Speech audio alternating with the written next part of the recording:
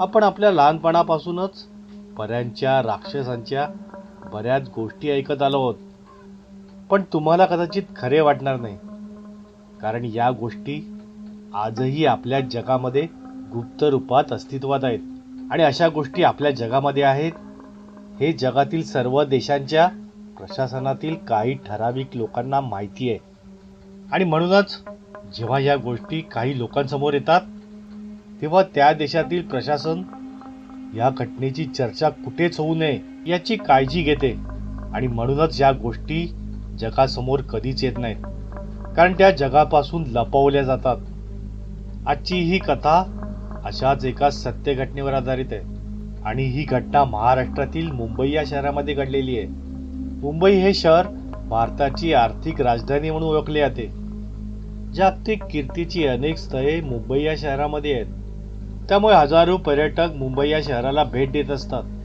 त्यातीलच एक स्थळ म्हणजे मुंबई शहरामधील मालाडमध्ये असलेला अक्सा बीच. सुंदर स्वच्छ समुद्र किनारा, निळेशार पाणी आणि नारी पोफळीच्या बागा या सर्वांनी समृद्ध असलेला हा अक्सा बीच. म्हणूनच पर्यटक या बीचला भेट देत असतात. पण मुंबई शहरापासून दूर असल्यामुळे या बीचवरती गर्दी फार कमी असते. या सुंदर अक्सा बीचची आणखीन ओळख म्हणजे या बीचपासून काही अंतरावरती असलेली कोळी लोकांची वस्ती. कित्येक वर्षापासून हे कोळी बांधव या किनाऱ्यावरती राहत आहेत. ही घटना अशाच एका कोळी कुटुंबात घडली आहे. साधारण 10-12 वर्षांपूर्वीची ही घटना आहे. प्रतीक हा त्यांच्या आईवडिलांचा एकुलता एक मुलगा होता. तो दररोज आपल्या वडिलांना खोल समुद्रात होडी घेऊन जाताना बघायचा आणि संध्याकाळी मासे घेऊन येताना बघायचा. तेव्हा त्यालाही वाटायचे की आपणही मोठे झाल्यानंतर आपल्या वडिलांसारखे खोल समुद्रात जावे आणि खूप मासे पकडून आणावेत. त्यालाही लहानपणापासून समुद्राचे फार आकर्षण होते. पण असे असून सुद्धा त्याच्या वडिलांनी त्याला आजपर्यंत त्यांच्या होडीमधून त्याला समुद्रात कधीच नेले नव्हते. जेव्हा जेव्हा तो समुद्रात त्यांच्याबरोबर जाण्यासाठी हट्ट धरायचा तेव्हा त्याचे वडील त्याला सांगायचे की तू आधी खूप मोठा हो, तेव्हाच तू खोल समुद्रात आमच्याबरोबर जाऊ शकतोस. आता तुझे समुद्रात जायची वय नाहीये, असे उत्तर देऊन त्याचे वडील त्याचे बोलणे टाळायचे. पण हे फक्त त्याच्या बाबतीतच घडत होतं असं नाही, म्हणजे त्याच्या वयाच्या इतर मुलांच्या बाबतीतही हेच घडत होतं.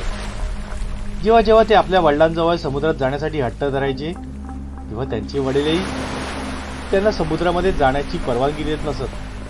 त्यांचे वडीलही तेच सांगत असत जे प्रतीकचे वडील त्याला सांगत असत की तुम्ही मोठे झाल्यानंतर समुद्रामध्ये जाऊ शकता, आता मात्र नाही. अशी बरीच वर्षे गेली.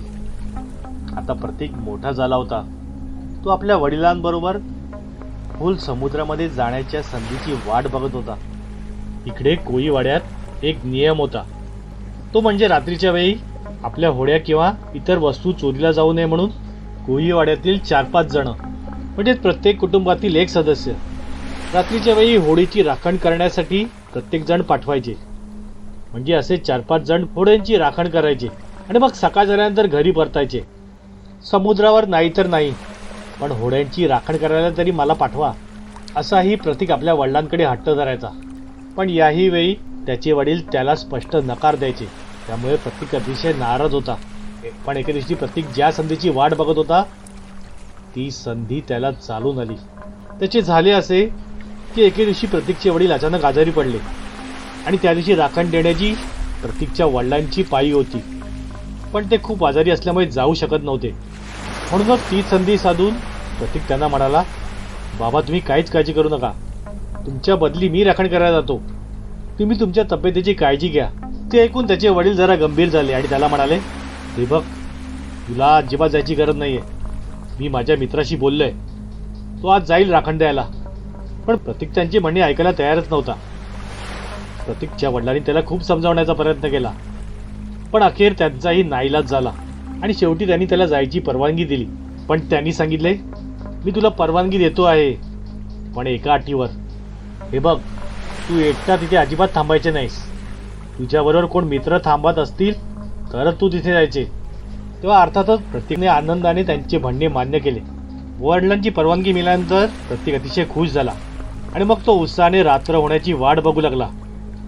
पण प्रतीकला हे माहीत नव्हते की आजची रात्र त्याचे संपूर्ण आयुष्य पालटणार होती. त्यानंतर जेव्हा राखण देण्यासाठी प्रदीप किनाऱ्याजवळ आला तेव्हा त्याला धक्काच बसला. कारण आज मोठ्या माणसांऐवजी त्याच्याबरोबर राखण देण्यासाठी त्याचे कोळी वाड्यातील मित्र तिथे आले होते. त्यांना बघून प्रतीक त्यांना म्हणाला, अरे तुम्ही इथे कसे काय आलात? तेव्हा ते त्याला म्हणाले, आम्हाला जेव्हा कळलं की आज तू इथे राखण द्यायला जाणार आहेस तेव्हा आम्हीही आमच्या आईवडिलांकडे येथे जाण्यासाठी हट्ट केला. शेवटी मग आमच्या आईवडिलांनीही आम्हाला तुझ्याबरोबर राखण देण्यासाठी परवानगी दिली. ते ऐकून प्रतीक खुश झाला आणि मग ते सर्वजण घोड्यांजवळ बसून राखण देऊ लागले. अखेर मध्यरात्र झाली. तरुण पोरच ती, राखण तरी किती वेळ देणार? राखण देऊन देऊन आणि एका ठिकाणी बसून त्या पोरांना कंटाळा आला आणि गप्पा तरी किती वेळ मारणार. तेव्हा त्याच्यातील एक जण प्रतीकला म्हणाला, इथेच एका ठिकाणी बसून खूप कंटाळा आलाय, तेव्हा आपण असं करूया, इथे जवळच माझ्या काकांचं घर आहे. काका गावी गेलेत त्यामुळे घरात कोणीच नाहीये आणि माझ्याजवळ त्यांच्या घराची चावी आहे. तेव्हा आपण सर्वजण माझ्या काकांच्या घरी झोपायला जाऊया आणि त्यानंतर सकाळी लवकर उठून गुपचूप आपल्या घरी जाऊया. म्हणजे कोणालाच काही कळणार नाही की आपण इथे राखण देत नव्हतो. आणि होड्यांचं म्हणाल, एवढ्या वर्षात इथे कधीच कोणीही चोरी केली नाही, तेव्हा आता मारायला कोण इथे चोरी करायला येईल? आणि एका रात्रीचा तर प्रश्न आहे. त्याचे म्हणणे सर्वांना पटले आणि सर्वजण त्याच्यावर जायला तयार झाले. पण प्रतीक मात्र त्यांच्यावर जायला तयार नव्हता. तो त्यांना म्हणाला, अरे तुम्हाला जायचं तर तुम्ही जा, पण मी तुमच्यावर येऊ शकत नाही. काही झालं तरी माझ्या वडिलांनी माझ्यावर जबाबदारी सोपवली आहे आणि ती मी पार पाडणारच. आणि घाबरू नका, तुमच्याबद्दल मी कोणालाच काही सांगणार नाही. मी सर्वांना हेच सांगेन की तुम्ही सर्वजण माझ्याबरोबरच रात्रभर राखण देत होता. तुम्ही बिनधास्तपणे जा, माझी काळजी करू नका. त्याच्या मित्रांनाही त्याला सोडून जावेशी वाटत नव्हते, पण त्यांचाही नाईलाज होता, कारण त्यांनाही आता झोप अनावर झाली होती. म्हणून त्यांनी त्याचे म्हणणे मान्य केले आणि ते त्याचा निरोप घेऊन तिथून निघून गेले. आता त्या संपूर्ण अक्सा बीचवर प्रतीक एकटाच राहिला होता. रात्रीचा काळोख आणि चंद्राचा येणारा मंद प्रकाश आणि त्या अक्सा बीचवरती पसरलेली भयान शांतता एवढेच त्याच्या सोबतीला होते.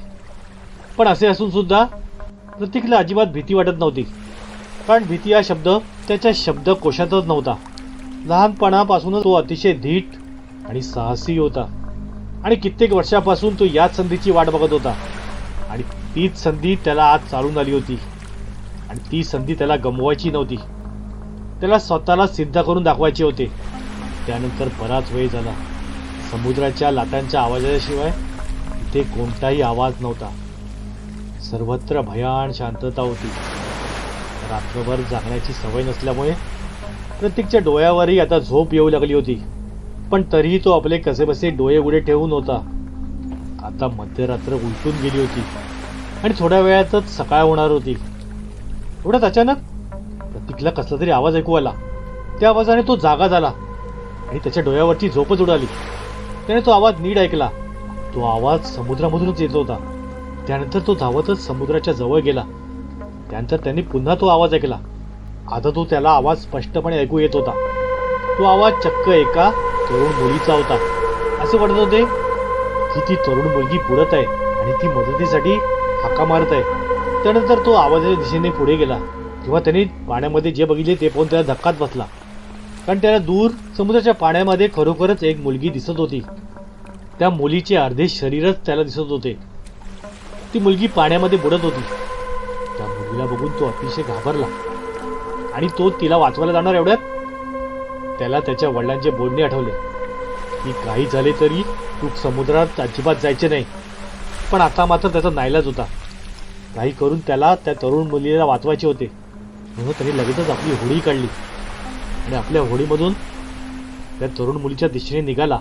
त्यानंतर जेव्हा तो तिथे पोहोचला तेव्हा त्याला धक्काच बसला, कारण मगाशी ज्या ठिकाणी त्याने तो त्या तरुण मुलीचा आवाज ऐकला होता आणि ज्या ठिकाणी त्याला ती मुलगी दिसली होती त्या ठिकाणी आता कोणीच नव्हते. ती मुलगी अचानक नाहीशी झाली होती. ती मुलगी गेली कुठे हा तो विचार करत असताना अचानक पुन्हा त्याला त्या मुलीचा आवाज आला. आता तो आवाज आणखीनच दुरून येत होता. म्हणूनच पुन्हा प्रतीक त्या आवाजाजवळ पोहोचला. पण आताही मागच्यासारखेच झाले, कारण यावेळी ती मुलगी तिथे नव्हती. एवढ्यात त्याला पुन्हा तो आवाज ऐकू आला. आता तो आवाज आणखीनच खोल समुद्रातून येत होता. त्यानंतर असे प्रत्येक वेळा होऊ लागले. जेव्हा जेव्हा प्रतीक आवाजाजवळ पोहोचायचा तेव्हा तो आवाज आणखीनच त्याच्यापासून दुरून यायचा आणि जेव्हा प्रतीक त्या आवाजाजवळ पोहोचायचा तेव्हा तिथे कोणीच नसायचे. आता असे करता करता प्रतीक आता खोल समुद्रामध्ये पोचला होता. पण तरीही त्या तरुण मुलीचा काहीच पत्ता नव्हता. पण तो आवाज मात्र अजूनही येत होता. आता मात्र प्रतीकला थोडी भीती वाटू लागली. आपण उगाचच त्या तरुण मुलीला वाचवण्यासाठी इथपर्यंत आलो. आपल्याला वाटले की ती बिचारी संकटात असेल. त्याचे वडील त्याला समुद्रात जायला काय रोखत होते ती आता त्याला कळत होते. त्याचे अंतर्मन त्याला सांगत होते की आता आणखीन पुढे जाणे धोक्याचे आहे. म्हणून त्यांनी घरी परतण्याचा निर्णय घेतला आणि तो घराच्या दिशेने येऊ लागला. काळोखी रात्र आणि सर्वत्र पसरलेली भयान शांतता आणि या शांततेला चिरणारा तो त्या बुडणाऱ्या मुलीचा तो भयंकर आवाज. तो आवाज त्याची पाठ अजूनही सोडतच नव्हता. अजूनही तो आवाज त्याच्या पाठूनच येत होता. त्यामुळे प्रत्येक अतिशय घाबरलेला होता. मोठ्या हिमतीने तो आपली होडी चालवत होता. त्यानंतर कसाबसा तो किनाऱ्यापर्यंत पोहोचला आणि मग धावतच आपल्या घरी गेला. अजूनही सकाळ झाली नव्हती. त्यामुळे एवढ्या रात्री आलेल्या प्रतीकला बघून त्याचे आई वडील अतिशय घाबरले. त्यानंतर त्यांनी त्याला त्यामागचे कारण विचारले. तेव्हा प्रतीकने त्याच्या बाबतीत घडलेली सर्व हकीकत त्यांना सांगितली. त्यांना वाटले की त्याच्या आई वडिलांना हे सर्व ऐकून धक्का बसेल. पण आश्चर्य म्हणजे त्या दोघांचेही चेहरे निर्विकार होते. त्यांच्या चेहऱ्यावरती कुठलेच भाव नव्हते. जसे काही हे सर्व काही त्यांना आधीपासूनच माहिती होते. ते बघून प्रतीकला खात्रीच पटली की आपल्या आई वडिलांना याबद्दल सर्व काही माहिती आहे आणि मुद्दामून ते आपल्याला सांगत नाहीये. म्हणूनच तो आपल्या वडिलांना म्हणाला, म्हणजे हे माझ्या बाबतीत घडणार हे तुम्हाला आधीच माहिती होते आणि म्हणूनच एवढ्या वर्षापासून तुम्ही मला समुद्रावरती पाठवत नव्हता. या मागचे खरे कारण सांगा. ती तरुण मुलगी कोण आहे आणि ती अचानक नाहीशी कशी होते? ती ऐकून प्रतीकच्या वडिलांचा आवाज अतिशय गंभीर झाला आणि ते त्याला म्हणाले, म्हणजे तुला आता सर्व काही कळलं पोरा. यासाठीच मी आणि आपल्या कोळीवाड्यातली इतर कुटुंबही आपल्या तरुण पोरांना या समुद्रावरती एकटे पाठवत नाहीत. त्याचे कारण म्हणजे ज्या मुलीचा तू आवाज ऐकलास ना, ती तरुण मुलगी मुलगी नाहीये. मुलगीच काय, ती माणूसच नाहीये, तर ती एक जलपरी आहे. आणि आज जो तुला अनुभव आला आहे आणि तुझ्या बाबतीत जे घडले आहे ना, ते इथे अनेकांच्या बाबतीत घडले आहे. पण ज्यांच्या ज्यांच्या बाबतीत घडले आहे ते तुझ्यासारखे सुदैवी अजिबात नव्हते. कारण ज्यांनी ज्यांनी तिला बघितले किंवा तिचा आवाज ऐकला ते परत कधीच आले नाही. एवढेच काय, त्यांची प्रेते पण कोणाला सापडली नाहीत. शेकडो वर्षांपासून या जलपऱ्या अस्तित्वात आहेत. पण आपण ज्या कार्टूनमध्ये किंवा चित्रपटात बघतो तशा या पर्या दिसायला सुंदर अजिबात नसतात, तर त्या दिसायला अतिशय भयानक असतात. त्यांचे संपूर्ण शरीर माशासारखे असते. पण त्या माणसांना आकर्षित करण्यासाठी काही वेळा आपल्या शरीराचे एका सुंदर तरुणीमध्ये रूपांतर करतात आणि त्यानंतर माणूसही त्यांचे सुंदर शरीर बघून त्यांच्याकडे लगेचच आकर्षित होतो. तसे त्यांचा आवाज इतका मोहक असतो की तो आवाज ऐकून कोणताही माणूस संमोहित होतो आणि तो त्यांच्याकडे आकर्षित होतो. त्यानंतर जेव्हा तो माणूस त्यांच्याजवळ पोहोचतो तेव्हा ते त्या माणसाला खोल समुद्रात नेऊन त्याच्या शरीरावरती हल्ला करतात. म्हणजे एखाद्या हिंस्र प्राण्याप्रमाणे त्या माणसाची शिकार करतात. आणि शिकार पण अशी तशी करत नाही, त्या माणसाच्या शरीराचे सर्व लचके तोडून त्याला ठार मारतात. तेव्हा पोरा, तू फार नशीबवान आहेस म्हणून तू वाचलास. आता पुन्हा रात्रीचा कधीच जाऊ नकोस.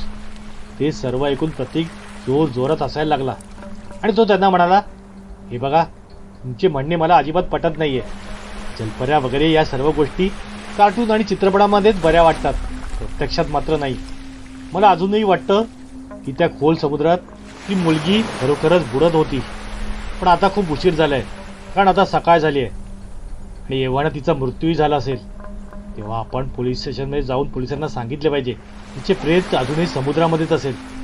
त्या बुडणाऱ्या मुलीला तर मी वाचवू शकले नाही, पण तिच्या प्रेताची तरी योग्यरित्या विल्हेवाट लागावी असे माझे मत आहे.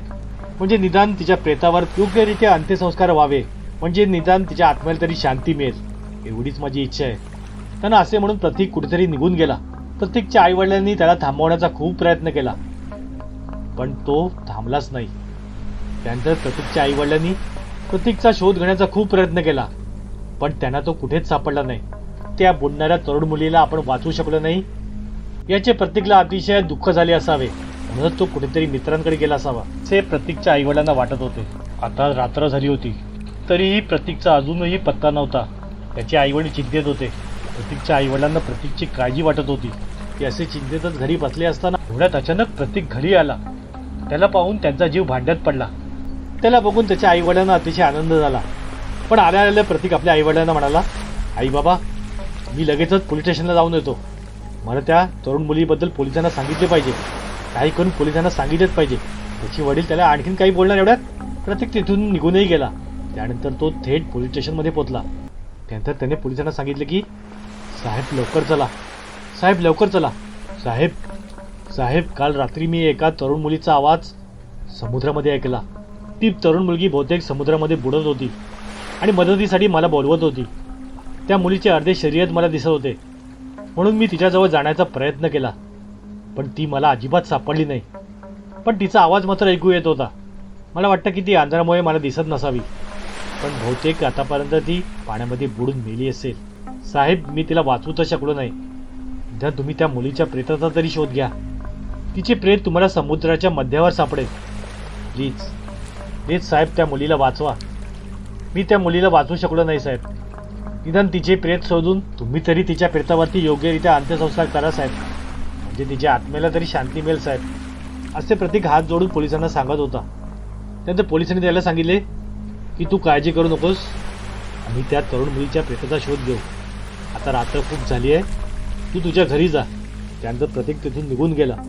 प्रतीक इतक्या काकुळतेने आणि आत्मीयतेने बोलत होता की तेथील पोलीस इन्स्पेक्टरचा त्याच्या बोलण्यावरती लगेच विश्वास बसला. आणि त्यानंतर काही वेळाने पोलीस लगेचच अक्सा बीचवर पोहोचले. त्यानंतर पोलिसांनी किनाऱ्याजवळही शोध घेतला, पण त्याच्या हाती काहीच लागले नाही. म्हणूनच पोलिसांनी शेवटचा प्रयत्न म्हणून प्रतीकने सांगितल्याप्रमाणे खोल समुद्रात शोध घेण्यासाठी काही पाणबुडे बोलावले. आणि त्यानंतर होडीने ते समुद्राच्या मध्यावर गेले आणि तिथे जाऊन त्या पाणबुड्यांना तेथे शोध घ्यायला सांगितला. बराच शोध घेतल्यानंतर प्रतीकने सांगितल्याप्रमाणे खरोखरच पोलिसांच्या हाती एक प्रेत लागले. ते प्रेत पाणबुड्यांनी वरती काढले आणि मग होडीत टाकले. पण त्यानंतर ते प्रेत बघून त्या पोलीस इन्स्पेक्टरची आणि बाकीच्या पोलिसांचीही बोबडीच वळली. त्याच्या सर्वांगाला घाम फुटला. पोलीस असून सुद्धा त्यांचे हातपाय थरथरू लागले, कारण पोलिसांचा त्यांच्या डोळ्यावरती विश्वासच बसत नव्हता. कारण ते प्रेत दुसरे तिसरे कोणाचे नसून चक्क प्रतीक्षेच होते. त्याचा अर्धा चेहरा आणि अर्धे शरीर लचके तोडून कोणीतरी खाल्ले होते. पोलिसांना त्यांच्या डोळ्यावरती विश्वासच बसत नव्हता. काही तासापूर्वी हाच माणूस आपल्या पोलीस स्टेशनमध्ये आला होता आणि ह्यानेच एका तरुण मुलीचे प्रेत आपल्याला शोधायला सांगितले होते. तेव्हा याचा मृत्यू झाला कसा? आणि ते प्रेत बघून असे वाटत होते की प्रतीकचा मृत्यू होऊन बरेच तास झाले आहेत. प्रतीक मेला असून सुद्धा आपल्या पोलीस स्टेशनमध्ये जिवंत कसा आला होता त्याचे कारणच त्यांना कळत नव्हते. त्यानंतर पोलिसांनी लगेच ते प्रेत पोस्टमॉर्टमसाठी नेले. तेव्हा आणखीन एक धक्कादायक सत्य त्यांच्या समोर आले. ते म्हणजे प्रतीकचा मृत्यू काल रात्रीच झाला होता. म्हणजे जेव्हा प्रतीक होडी घेऊन त्या बुडणाऱ्या तरुण मुलीच्या आवाजाच्या पाठोपाठ समुद्रामध्ये गेला होता, तेव्हा तिथेच त्याचा मृत्यू झाला होता.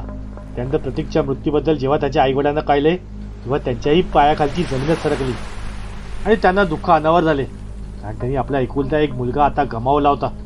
म्हणजे प्रतीकच्या आईवडिलांना आता कळले होते की जो त्यांच्या घरी काल रात्री आला होता तो प्रतीक नव्हता, तर प्रतीकचा आत्मा होता आणि तो त्यांचा शेवटचा निरोप घेण्यासाठी आला होता.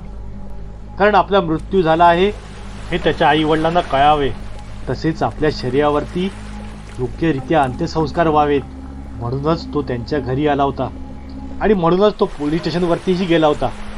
म्हणजे जेणेकरून पोलीस त्या बुडणाऱ्या तरुण मुलीचा, म्हणजे तिच्या अनुषंगाने जिथे त्याचे प्रेत आहे त्या ठिकाणी यावे आणि त्याचे प्रेत त्याच्या आईवडिलांकडे सुपूर्द करावे. यासाठीच प्रतीक त्या पोलीस स्टेशनमध्ये गेला होता. नाहीतर त्याचे प्रेत कधीच कुणालाच मिळाले नसते आणि त्याचा आत्मा इतरांसारखाच भटकत राहिला असता. पण पोलिसांनी प्रतीकच्या मृत्यूचे खरे कारण कळत नव्हते. पोलिसही संभ्रमात होते. त्यांना कळत नव्हते की हे सर्व काय चालले. शेवटी मग प्रतीकचे वडीलच त्यांना म्हणाले, हे बघा, जे माझ्या मुलाच्या बाबतीत घडले ते यापूर्वीही अनेकांच्या बाबतीत घडले आहे. म्हणूनच आमच्या कोळीवाड्यात राहणाऱ्या लोकांनी हा नियम केला होता की रात्रीचे एकटे उणी राखंड्याला समुद्रावरती जायचे नाही. पण प्रतीक त्या समुद्रावरती एकटाच असल्यामुळे ती त्याला संमोहित करण्यात यशस्वी झाली आणि शेवटी तिने डाव साधला आणि माझ्या पोराचा बळी घेतला. ती ऐकून पोलीस आश्चर्याने म्हणाले, म्हणजे ती कोण आहे ते तुम्हाला माहिती आहे? तेव्हा प्रतीकचे वडील त्यांना म्हणाले, तुमचा याच्यावरती विश्वास बसणार नाही, पण खरं सांगतो, शेकडो वर्षापासून या अक्सा बीचवर मध्यरात्रीनंतर जलपऱ्या येतात आणि किनाऱ्यावरती 18 ते 22 वर्षामधील तरुणाला त्याच्या आवाजाने संमोहित करतात किंवा मग आपले शरीर दाखवून त्याला आपल्याकडे आकर्षित करतात आणि त्यानंतर मग त्याला खोल समुद्रात नेऊन त्याच्यावरती हल्ला करतात आणि मग त्याच्या शरीराचे लचके तोडून त्याला ठार मारतात. आमच्या पूर्वजांच्या काळापासून या जलपऱ्या अस्तित्वात आहेत आणि त्या फक्त तरुण लोकांनाच दिसतात. कारण या जलपऱ्यांना तरुण लोकांचे म्हणजेच 18 ते 22 वर्षे तरुणांचेच मांस खायला आवडते. कारण तरुणांचे मांस खाल्ल्यानंतर या जलपऱ्या चिरतरुण राहतात. माझ्या पोराला पण त्या समुद्रात मुलगी बुडत असल्याचा भास झाला. खरे म्हणजे ती मुलगी नसून जलपरी होती आणि तिने त्याला त्याच्या आवाजाने संमोहित केले होते. त्यामुळे प्रतीक तिच्याजवळ आकर्षित झाला आणि त्यानंतर तिने त्याला खोल समुद्रात नेले आणि मग त्याच्यावरती हल्ला करून त्याच्या शरीराचे लचके तोडून त्याला ठार मारले. पण माझा पोरगा मेल्यानंतरही त्याच्या आत्म्याच्या रूपाने आमच्या घरी आला होता. कारण त्याला हे वाटत होते की त्याच्या शरीरावरती योग्यरित्या अंत्यसंस्कार होऊन त्याला मुक्ती मिळावी. म्हणूनच त्याने त्याच्या शरीराऐवजी बुडणाऱ्या मुलीचे शरीर खोल समुद्रात आहे त्याचा शोध घ्या असे तुम्हाला खोटेच सांगितले. कारण जर त्याने तुम्हाला सांगितले असते त्याचे शरीर त्या समुद्रामध्ये आहे तर तुमचा त्याच्यावरती विश्वासच बसला नसता. असे म्हणून प्रतीकचे आई वडील दोघेही रडू लागले. एवढी वर्षे त्यांनी आपल्या मुलाला त्या जलपरीपासून वाचवण्याचा बराच प्रयत्न केला, पण अखेर नियतीपुढे ते हरले. आज ज्यांना ज्यांना या अक्सा बीचची माहिती आहे म्हणजे तेथील स्थानिक लोक आणि इतर लोकही संध्याकाळनंतर त्या बीचवर थांबण्याची चूक कधीच करत नाहीत. या अक्सा बीचवरून अनेक पट्टीच्या पोहणाऱ्या तरुणांची अर्धी खाल्लेली प्रेतेही पोलिसांना अनेक वेळा सापडतात. पण त्यांच्या मृत्यूचे खरे कारण काय आहे हे आता पोलिसांना माहिती असून सुद्धा ते जनतेपासून लपवले जाते. जेव्हा आपल्या घरातली अचानक लाईट जाते आणि सर्वत्र अंधार होतो तेव्हा आपण एक मेणबत्ती पेटवतो. तेव्हा काही विशिष्ट मर्यादेपर्यंत त्या मेणबत्तीचा प्रकाश पसरतो. पण त्या मेणबत्तीच्या प्रकाशापुढेही जग असते, पण अंधारामुळे ते आपल्याला दिसत नाही. तसेच आजच्या शास्त्रज्ञांचे आहे. शास्त्रज्ञांना वाटते की आपण जे समजले आहे आणि आपल्याला डोळ्याने दिसते आहे तेवढेच जग आहे. त्यामुळे त्या मेणबत्तीच्या प्रकाशासारखे शास्त्रज्ञ तेवढेच जग मानतात. पण त्या मेणबत्तीच्या प्रकाशापुढेही डोळ्यांनी न दिसणारे एक अंधारे, विचित्र आणि गूढ असे जग आहे, ज्यामध्ये अनेक विचित्र आणि भयानक गोष्टी आहेत आणि त्या गोष्टी प्रकाशात जगापुढे येण्याची वाट बघत आहेत. म्हणूनच जेव्हा जेव्हा अशा गोष्टी जगासमोर येतात तेव्हा त्या देशातील प्रशासन या गोष्टी इतर जगापासून लपवण्याचा प्रयत्न करते. कारण त्यांच्यामध्ये या गोष्टी स्वीकारण्यास अजूनही जग तयार नाही आहे. म्हणूनच या गोष्टी अस्तित्वात असून सुद्धा नाकारल्या जातात. त्यांचे अस्तित्व मान्य केले जात नाही. पण सत्य कितीही विचित्र आणि भयंकर असले तरी ते सत्य असते. त्याला कितीही लपवण्याचा प्रयत्न केला तरी ते कोणत्या ना कोणत्या रूपाने कधीतरी बाहेर येतेच.